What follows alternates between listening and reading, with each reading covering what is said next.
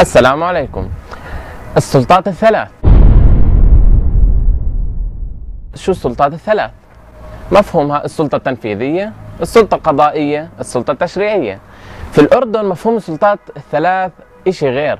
في الأردن تنحصر السلطات الثلاث لدرجة أنها تنحصر في سلطة واحدة، أو ممكن تتعدد السلطات في مرحلة معينة. عندنا سلطة الديوان الملكي، سلطة المخابرات، ولا زالت الحكومة في صراع على سلطاتها مع بعض السلطات الأخرى، لدرجة إنه الناطق الرسمي باسم الحكومة بيطلع بيحكي لك حيتم الإفراج عن الشباب المعتقلين في أحداث الدوار الرابع وأحداث الطفيلة، حيطلعوا بكرة.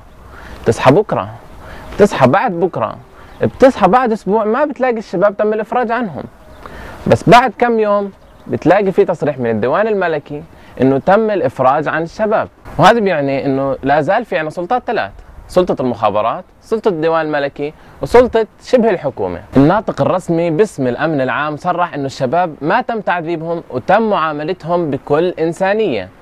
شو رأيك يا؟ تم انتهاكات من ضرب وتعذيب بطريقة بشعة، يعني لا توصف يعني لا الإعلام ولا أحد يستطيع البوح بها. تعرية والمسبات البذيئة من قبل الأفراد الدرك وأفراد الأمن العام.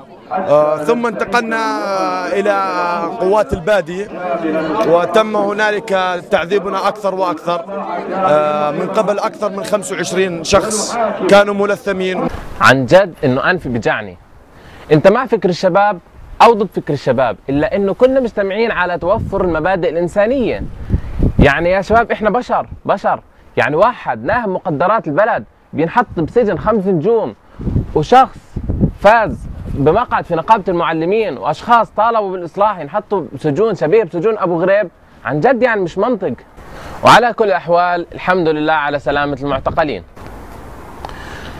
أما بالنسبة لقانون الانتخابات، فحابين نشكر حكومة جزيل الشكر على مبادرة القانون الجديد اللي حيحل كافة الصراعات المنتشرة في المجتمع. الواحد الآن بكل سهولة بيقدر يعطي الصوت الأول لابن عمه، والصوت الثاني بيعطيه لشيخ العشيرة، والصوت الوطن للبيع. ترى الشاطر اللي بيكسبها وببيع ال3 أصوات.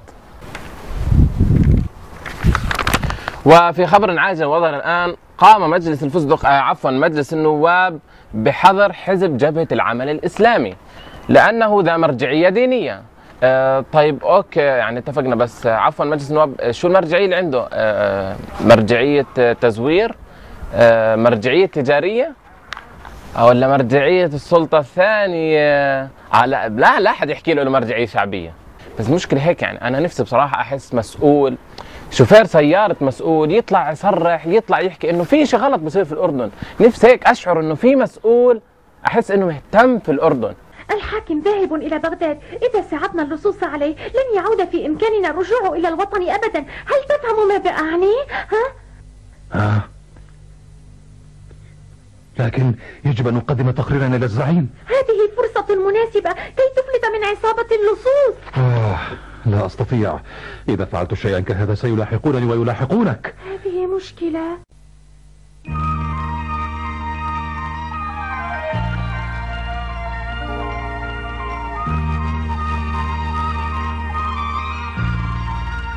وفي خبر خطير، صرح الرئيس السوري أن الأردن والسعودية والولايات المتحدة الأمريكية والكيان الصهيوني سوف يكون تحت مرمى القوة السورية الضاربة، وأن النظام السوري لن يسمح لأي كان بالتدخل في الشأن السوري. وين زمان هاي القوة الصاروخية؟ ما شفناها. يعني الجولان عندك من 40 سنة محتل، يعني كان فرجتنا القوة الضاربة هاي من زمان. يعني يا زلمة انطم واسكت. أما بالنسبة للدب الروسي، فآخر تصريح للافروف كان عبارة عن قلة حياة، لما يطلع ويصرح نقول مهما تم تسليح الثوار فلن ينتصروا. على سيرة التسليح، كأنه في حدا علم عليكم بأفغانستان. أبت أن تذل النفوس الكرام. نيجي لأم الدنيا. الشعب المصري مش شعب أمي، ومن حقه يختار اللي بده إياه، ومش من حق أي واحد يجبر الشعب المصري على مرشح توافقي. الشعب المصري ثار على الظلم، ومن حقه ينتخب كل أريحية المرشح اللي بده اياه، ان كان مرشح اسلامي، مرشح سلفي، مرشح مستقل، من حق الشعب المصري يختار المرشح اللي بده اياه بكل اراده وبكل حريه. مع كل الاحداث اللي صارت وكل البلبله اللي صارت اثر انزال خيرت شاطر على الانتخابات، الا انه لا زال المجلس العسكري مصر على اقصاء كافه التوجهات الاسلاميه من الانتخابات الرئاسيه. طيب على فرض خيرت شاطر اخذ الرئاسه والاخوان اخذوا كل السلطات التنفيذيه والتشريعيه بالاراده الشعبيه، شو المشكله؟ الاخوان عفوا يعني جايين من كوكب فضائي ولا جايين من على فكره الاخوان جزء لا يتجزا من الشعب المصري. وعلى كل حال مع كل اللي صار كل البلبله اللي صارت وقلبت الاوراق، الا انه المجلس العسكري لا زال يصر على اقصاء التوجه الاسلامي من الانتخابات الرئاسيه، وهذا اللي احنا قاعدين بنشوفه حاليا. في النهايه صناديق الاقتراع هي اللي حتفرز المرشح اللي حينتخبه الشعب المصري. زملائي أبلغوني من غرفة التحكم أو الكنترول أن خبر عاجل يفيد مقتضى أو محتوى هذا الخبر، أنه أعلن عن أو أعلن بالفعل كل من الفريق أحمد شفيق وأيضا المهندس خيرت الشاطر انسحاب كل منهما من سباق الرئاسة أو من استمرار سيرهما في العملية الانتخابية أو المنافسة في الانتخابات الرئاسية لصالح اللواء عمر سليمان، اللي أعاد النظر في الأمر وأعلن عن اتخاذه قرار أو اتجاهه لخوض أو للترشح رسميا لانتخابات رئاسة الجمهورية. أما بالنسبة لتونس الثورة، جميعنا شفنا الأحداث اللي صارت حول اختراق إيميل رئيس وزراء تونس. الحلو في الموضوع أنه الجميع توقع أنه يتم نشر فضائح الإيميل، لكن اللي تفاجئوا فيه الجميع أنه ما لقوا فيه إشي. بس حاب أحكي لكم أنه هذا إيميل النهضة مش إيميل البطة بشار. أما بالنسبة لشهيدة الحرية اللي تم تناقلها على كافة وسائل الإعلام واللي تبين في النهاية أنه عبارة عن شهيد القلم الأحمر، لما بدكم تفبركوا إشي يعني فبركوها صح، جيبوا وحده. فما رعنا كالعادة إلا أنه عناصر الاتحاد العام لطلبة تونس رفضوا أن نكون في ساحة الجامعة من أجل إيصال صوتنا للطلب، بل أنهم ذهبوا للقول أنهم سيعلقون المشانق للطلبة الإسلاميين وخاصة أنهم طلبة الحزب الحاكم، ويقصدون هنا طلبة حركة النهضة. حكيت للعنف الثوري. الثورة على زين العابدين كانت سلمية، لكن الآن الثورة على الحكومة المنتخبة أصبحت تحت غطاء عنف ثوري. في ختام الحلقة، هذا البرنامج غير ناطق باسم أي حزب أو أي حراك، إنما هو من باب اللي بده يتحركش فينا بدنا نتحركش فيه.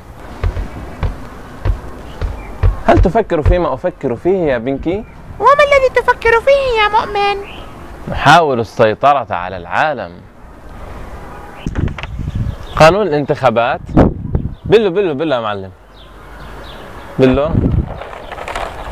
بكرة على أنغام محمد الوكيل تشربوا على الريق.